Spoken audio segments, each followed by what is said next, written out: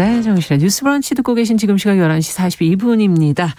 자, 수요일에는 손희정의 문화비평 시간 여러분들 기다리고 계시죠? 대중매체와 사회문화 현상을 좀 깊고 까칠하게 한번 좀 들여다보겠습니다. 오늘도 손희정 문화평론가 자리해 주셨어요. 어서 오세요. 네, 안녕하세요. 오늘은 스트릿 우먼 파이터. 네. 이 얘기를 좀 해보자고 하셨는데. 안 할 수가 없습니다. 화제더라고요, 정말. 네, 그렇습니다. 왜 이렇게 인기인 거예요? 예, 스트릿 우먼 파이터, 줄여서 수우파라고 하는데요. 수우파는 한국의 여성 댄스들이 모여서 팀전으로 댄스 배틀을 하는 서바이벌 프로그램입니다. 이 스트릿 댄스라고 하는 건 전통 무용이나 발레, 현대 무용 등 이른바 순수 무용으로부터 비롯된 것이 아닌 대중문화 기반의 춤을 일컫는 말인데요. 네. 댄서들이 다양한 공간에서 배틀을 하는 문화가 있어 왔는데 그 배틀 형식을 방송으로 가지고 온 거죠. 예. 그랬을 때 이제 시청자들을 사로잡는 이유가 너무 많을 텐데요. 이제 고심을 하면서 네. 5가지 관전 포인트를 뽑았습니다. 뭡니까? 보통 이럴 때 3가지 이렇게 해야 되는데 3가지로 압축할 수가 없더라고요. 5가지나 돼요? 네, 5가지인데요. 첫 번째는 자신의 일에 자부심을 가진 오랫동안 몸을 단련하고 기술을 숙련해온 전문가들이 자신의 기량을 한껏 뽐내는 것을 보는 즐거움. 그렇죠. 두 번째는 8개의 팀이 서로 경쟁을 하고 있거든요. 네. 근데 그 팀을 이끄는 리더들의 리더십과 팀원들 간의 협업이 또 굉장히 아름답더라고요. 그렇죠. 이걸 보는 재미. 세 번째는 굉장히 다양한 춤을 볼 수 있다는 것입니다. 스트릿 댄스 세부 장르에 저도 이거 보면서 이제 배웠는데요. 네. 락킹, 비보잉, 와킹, 힙합, 하우스, 크럼프, 팝핀 이런 굉장히 다양한 장르가 있더라고요. 네. 근데 이게 이 춤들의 장점을 최대치로 살려주는 음악이 또 흐르면서 댄서들이 자신의 기량을 한껏 펼치는 장면이 손에 땀을 쥐기도 그렇죠. 하고 이렇게 춤이 정말 다양하구나. 전 처음 보기 시작할 때 비슷비슷하지 않을까? 이렇게 생각했는데 그렇지 않은 거죠. 또 너무 배우는 재미도 있었고요. 그러네요. 네 번째로는 자신의 예술 세계를 닦아온 캐릭터들의 개성이 또 막 점마다 부딪히거든요. 그렇군요. 이게 재미있습니다. 네. 마지막으로 한국의 댄서씬이 굉장히 좁다고 해요. 그래서 각 출연자들 한 50여 명 정도가 나오는데 이 사람들 사이에 관계와 사연이 또 많고 그것들을 보는 재미와 더불어서 각각의 캐릭터들이 또 성장하는 거죠. 그 관계 안에서.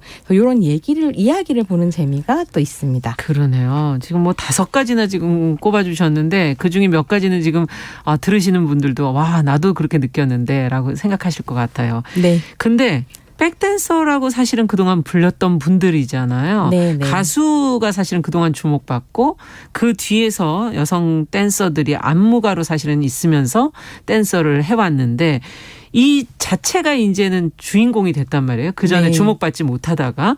그래서 화면 보면은 그 예전에 활동했던 그 무대 뒤의 모습들이 이렇게 나오는 것들. 네, 핀 조명을 보여가지고 그것도 상당히 강조해주죠. 흥미롭더라고요. 저희가 무엇을 과연 주목하고 볼 것인가라는 생각도 한번 해보게 되는데 네. 어떤 갈증이 이걸 통해서 풀리고 어떤 의미가 있다고 보십니까? 이게 말씀하신 것처럼 아무래도 지금까지 백댄서와 아티스트라는 식의 구분이 엔터테인먼트 산업 안에 강하게 자리 잡아 있었던 것 같고요. 네. 그럼 대중들의 인식 속에서도 마찬가지였는데 수우파에 출연하는 댄서들, 안무가들이 또 인터뷰에서 종종 그런 얘기를 하세요. 그러니까 뒤에서 가수를 빛내주는 것이 내 일이었는데 수우파에서만큼은 내가 주인공이고 내 춤을 출 수 있어서 좋았다. 이런 이야기도 하거든요. 예. 근데 한국의 대표적인 안무가로 손꼽히는 배윤정 씨가 자신의 유튜브 채널에서 수우파를 리뷰를 한 회가 있었는데요. 그런 이야기를 하시더라고요. 한국에서 댄서와 안무가가 크게 인정받지 못하는 문화가 있었는데 그렇죠. 한 5, 6년 전부터 분위기가 달라졌고 스트릿 쪽에 있는 댄서들이 엔터 산업 안으로 많이 들어오고 그래서 좀 탄탄해진 것 같다. 이런 평가를 하시더라고요. 예. 저같이 댄서씬을 잘 몰랐던 시청자들도 그렇죠. 수우파를 시청하면서 이런 분위기가 있었구나라는 걸 알게 되고 그러면서 세상이 충분히 주목하지 않을 때에도 자신의 일을 성실하게 열정적으로 맞아요. 무엇보다 잘 해온 사람들이 네. 주인공이 되는 순간을 함께 즐기게 되는 이런 네. 부분들이 있습니다. 네, 그건 어느 분야나 사실 다 있는 것인데 네. 그 어두워져 있었던 가려져 있었던 부분들이 이렇게 들춰내서 들여다보기 시작하는 시선 네. 이게 전 분야에 좀 다 이어지면 좋지 않을까 하는 그런 생각도 들고 초반에는 보니까 몇몇 출연자가 아주 화제가 되더라고요. 네, 그렇습니다. 네, 근데 여전히 물론 그들에 대한 관심 계속 이어지고 있지만 생각보다 나이가 좀 있네. 이런 생각도 했고 네. 경력은 요즘 말로는 뭐 보니까 너무 화려해서 네.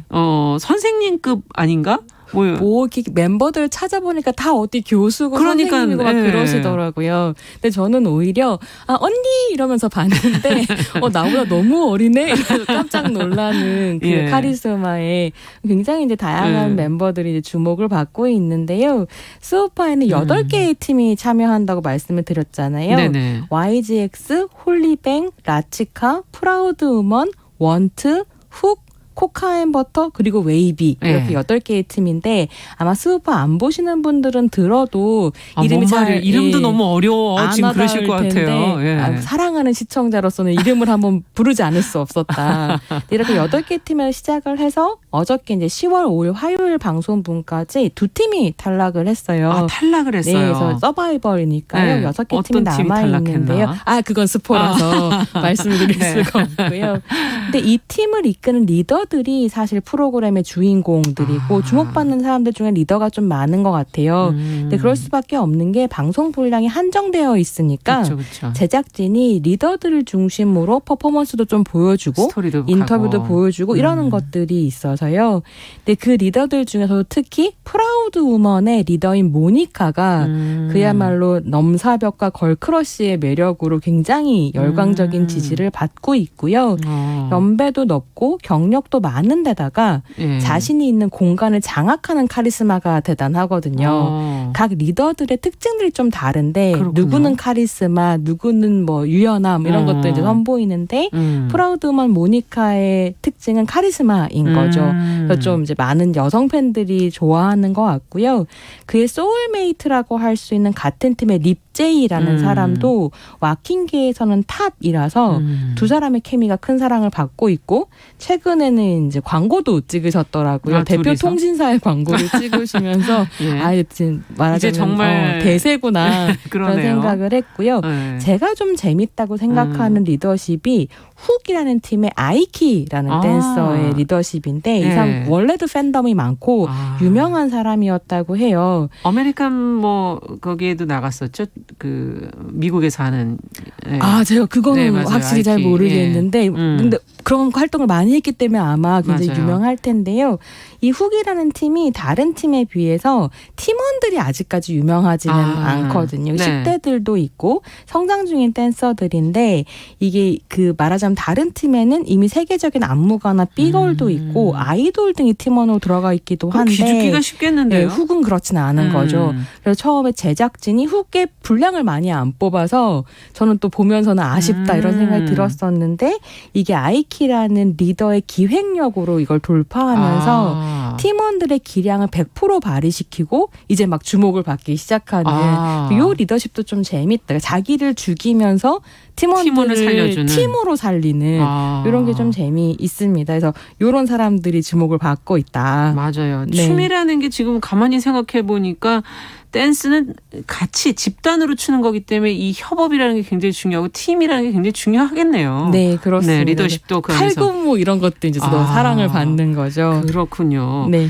근데 보니까 이제 뭐 삐걸 출신도 있는 것 같고 브레이크댄스를 하는 네. 과감하고 역동적인 그런 동작들 쉽게 볼 수 없는 그런 어떤 프로들의 춤을 이렇게 즐길 수 있는 것만으로도 사실은 인기가 있을 수밖에 없지 않을까. 네, 눈이 네. 호강을 한다 이런 생각을 했는데 네. 이게 한편으로는 저는 여성들 사이에 운동 열풍하고도 좀 맞닿아 있는 부분이 있다는 생각도 들더라고요. 그러니까 몸을 단련해서 의지대로 움직이는 거잖아요. 네. 상상도 못했던 무브 같은 것들을 맞아요. 보여주시는데 한편은 축구 열풍, 배구 열풍과 함께 댄스 열풍이 오지 않을까 이런 생각이 들고 그 모든 모든 에너지를 쏟아내서 몸을 막 움직이고 난 다음에 숨이 턱까지 막 차오르거든요. 이 댄서들이. 그렇죠. 근데 그걸 보는 희열이 또 어. 저렇게까지 움직여내고 대단하네요. 저렇게까지 에너지를 쓸 수 있구나. 그런 것도 좀 재밌더라고요. 예, 여성이 자신의 몸에 대해서 또 관심을 갖게 되는 하나의 측면일 것도 같고.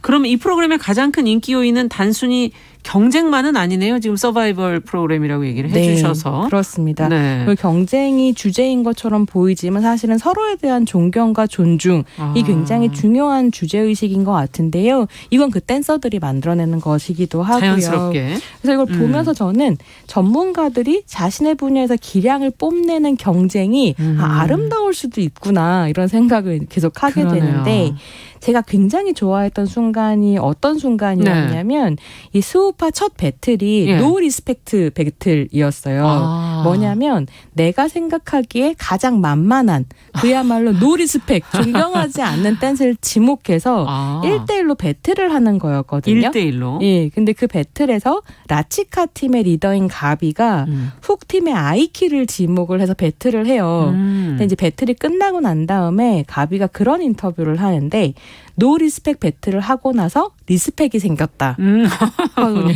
그 말을 네. 듣는 순간 심장이 쿵 떨어지면서. 근데 무엇보다 이 50명 정도의 여성들이 그 배틀이 되었건 미션이 되었건 하나의 경쟁이 끝날 때마다 서로에게 내가 당신의 노력과 그 힘들었던 시간과 그 시간을 견디는 마음을 안다. 라는 걸 계속 표현하거든요. 알아. 고생했어. 힘들었지.